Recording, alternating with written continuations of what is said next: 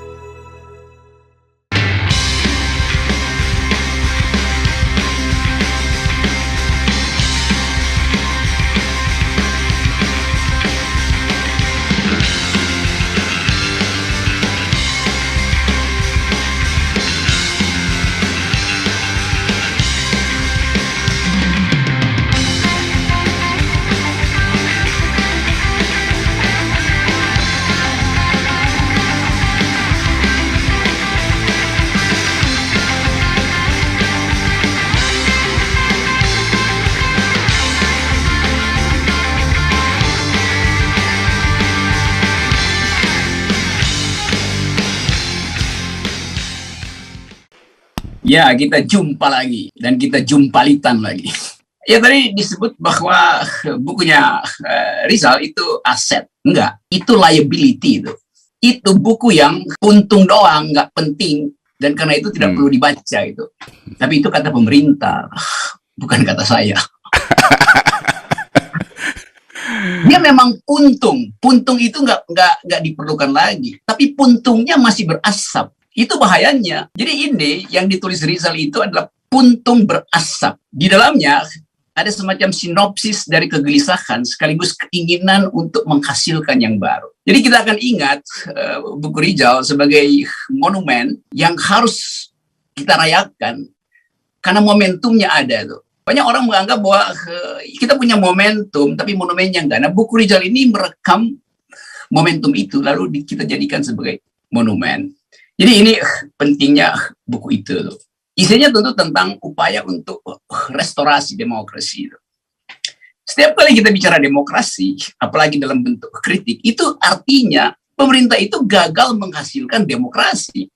Yang selalu ingin kita ingat, Presiden Jokowi ini sering dianggap sedang membangun demokrasi. Itu salah. Presiden Jokowi tiba ketika demokrasi sudah ada. Dari 98 kita udah bikin demokrasi. Jadi dia yang melemahkan demokrasi tadi dengan cara memborgol demokrasi. Tapi kalau borgol itu kita lepas, jangan kita buang karena kita akan pakai untuk memborgol dia tuh. Itu logikanya begitu sebetulnya tuh. Jadi sekali lagi saya tetap menganggap bahwa demokrasi itu sebetulnya bukan pemerintahan orang untuk orang itu. Apa namanya government by the people, for the people, from the people itu. Demokrasi itu adalah government of reason through the government by the people. Demokrasi itu adalah pemerintahan akal melalui pemerintahan orang. Nah, buku Rizal ini adalah cerminan dari pemerintahan akal karena dia menulis kritik. Jadi begitu sebetulnya demokrasi kita hasilkan kalau ada pertukaran akal sehat. Itu intinya dari awal. Dari zaman dibuat pertama kali di Athena, itu memang inti dari demokrasi adalah pemerintahan akal melalui pemerintahan orang. Dengan konsekuensi bahwa orang yang nggak berakal nggak boleh memimpin. Karena untuk menghasilkan keadilan, menghasilkan kemakmuran, diperlukan kemampuan untuk berpikir tajam dan mendalam. Itu yang nggak ada di kita hari-hari ini. Jadi sekali lagi, kita cuma ingin bikin semacam sinopsis bahwa yang kita tuntut hari ini melalui seri tulisan tajam dari Rizal, bukan menurunkan presiden, tapi mengganti presiden gitu. Kan itu intinya kan. Kalau menurunkan itu makar, tapi mengganti itu adalah hal yang pragmatis. Kenapa harus diganti? Karena nggak bermanfaat. Itu aja intinya tuh. Jadi bukan karena ada dendam segala macam. Dia tidak bermanfaat. Tapi dia presiden. Benar, Pak Jokowi adalah presiden. Cuma sebagai presiden karena dipilih di dalam pemilu. Jadi siapa Pak Jokowi? Pak Jokowi adalah presiden yang dipilih atau terpilih di dalam pemilu. Itu aja, bukan leader. Leader itu harus memimpin. Kalau leadernya nggak mampu, ya diganti. Tetap kita ingat Pak Jokowi sebagai presiden yang dipilih, tapi gagal memimpin. Masa kegagalan itu mau diperpanjang kan nggak bisa itu. Sekarang ada problem, itu kan inkonstitusional. Enggak, ini ekstra konstitusional, bukan inkonstitusional. Inkonstitusional artinya melanggar konstitusi, karena itu ada konsekuensi hukumnya. Ini ekstra konstitusional, di luar konstitusi, yaitu mengganti presiden sebelum jadwal resmi elektoral, itu namanya ekstra konstitusional, bukan inkonstitusional. Jadi itu intinya yang mesti kita pakai sebagai pikiran. Tetapi istana selalu bilang, ini nanti ada kekacauan. Nggak ada kekacauan kalau ada kesepakatan untuk mengganti. Kalau enggak ya kita dorong terus mobil mogok ini. Itu kan orang dungu yang dorong terus mobil mogok, padahal masih ada 3.000 kilometer di depan itu. Kalau satu hari dia jalan 20 km, itu artinya dalam 2 tahun dia akan jalan 3.000 km. Masa mendorong sisa mobil mogok 3.000 km? Padahal sebelah kiri, sebelah kanan jalan kita ada mobil, ada showroom lain yang bisa kita pinjam mobilnya untuk mengganti aja sebetulnya. Jadi sekali lagi kita mesti dengan tuntunan akal pikiran menganggap bahwa Presiden Jokowi tidak lagi diperlukan. Apakah itu keterangan saya, keterangan Rizal, keterangan Hersubenok, keterangan Edi Mulyadi, keterangan Radar? Bukan, itu keterangan dari hasil survei. LSI bilang tinggal 43%. Itu pun kalau saya percaya LSI, biasanya saya courting separuh tuh. Berarti tinggal 17% dukungannya. Jadi mogoknya di situ. Nah itu yang mesti kita terangkan pelan-pelan. Ini nggak ada soal dendam, ini cuma soal efektivitas kepemimpinan yang nggak lagi mampu untuk menghasilkan tuntunan. Jadi itu sebetulnya intinya tuh. Nah dengan cara itu kita balik pada prinsip bahwa politics is the art of the possible. Seni tentang yang mungkin. Kalau orang anggap yang mungkin ini nggak terhalang oleh aturan, ya kalau begitu kita bikin kesepakatan bahwa politik bukan sekedar seni tentang yang mungkin, tapi seni untuk mengabaikan ketidakmungkinan, the art of attacking the impossible. Jadi yang mesti kita hadapi adalah itu. Tentu ada opini buzzer yang terus-menerus digaji oleh negara untuk mengumpulkan sinisme atau pembangkangan itu. Tapi buzzer kan nggak perlu kita perhatikan. Nah mereka semua itu keras kepala buzzer ini. Dan sebetulnya apa gunanya juga ya buzzer keras kepala? Kalau kepalanya pecah juga nggak ada yang tumpah kan. Jadi percuma juga pelihara keras kepalaan itu.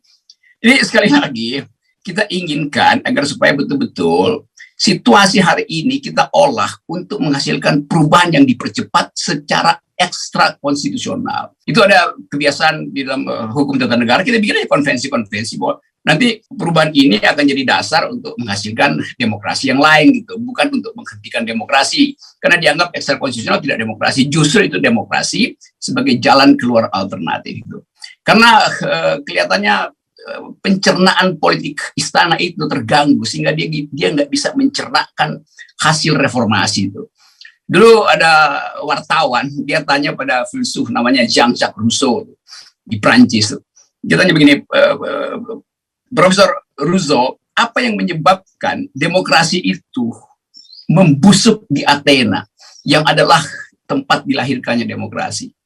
Kata Jean-Jacques Rousseau, begini ya saudara wartawan, demokrasi itu ibarat buah bagus untuk tubuh manusia. Tetapi hanya lambung yang sehat yang mampu mencernanya. Sekarang pertanyaan kita hari ini adalah, lambung macam apa yang ada di istana sehingga gagal mencerna buah reformasi yang adalah demokrasi? Itu pertanyaan etis sekaligus pertanyaan politis. Dan kita akan jawab itu dalam upaya untuk menghasilkan ulang Indonesia menuju akal sehat, kemakmuran segala macam. Referensinya nanti akan dibuatkan oleh Refy Harun. Saya hanya mengajukan provokasi. Jelas ini provokasi berbasis akademik. Cukup.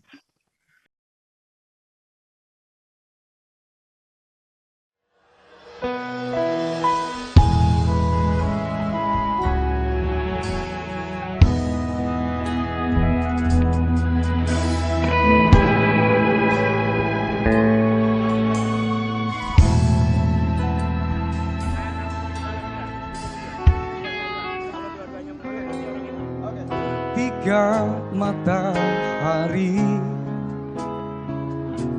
hanya di atas kepala panas melelehkan ketika keadilan akan ditegakkan di hari akhir zaman.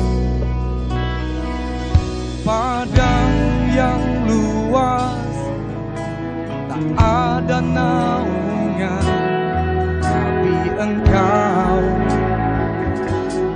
pemimpin adil.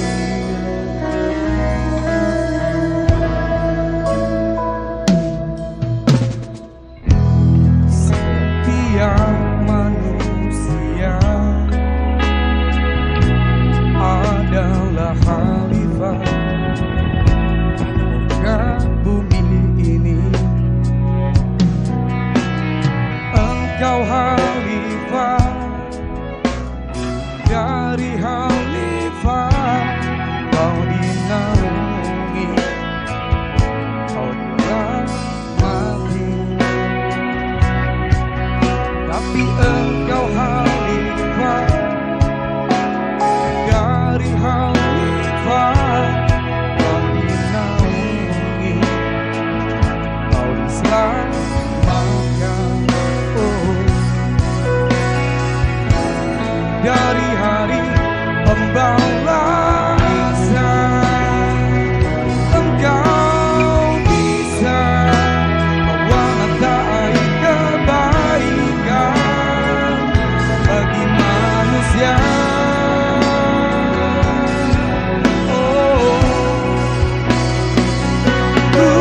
Kuasamu juga bisa menenggelamkan umat manusia.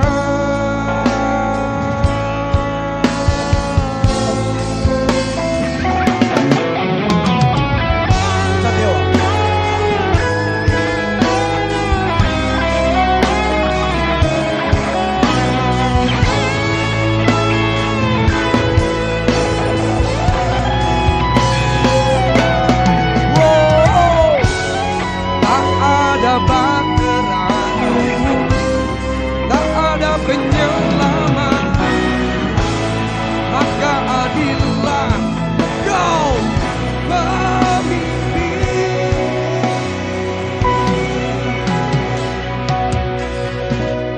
Engkau khalifah dari khalifah, kau dinaungi, kau diselamatkan. Tapi engkau khalifah dari khalifah, kau dinaungi, kau dirahmati.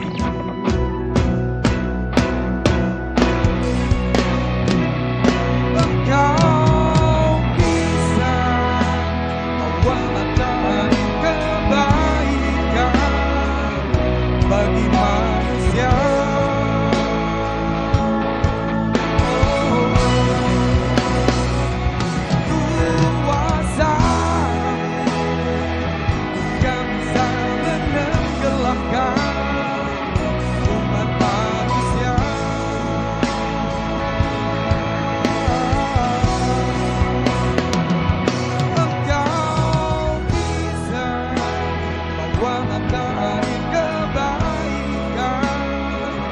Bagi manusia. Oh, kuasamu gak bisa menenggelamkan umat manusia.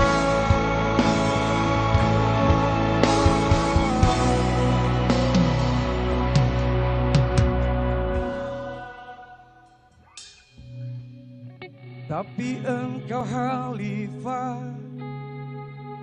dari khalifah, kau dinaungi, kau diselamatkan.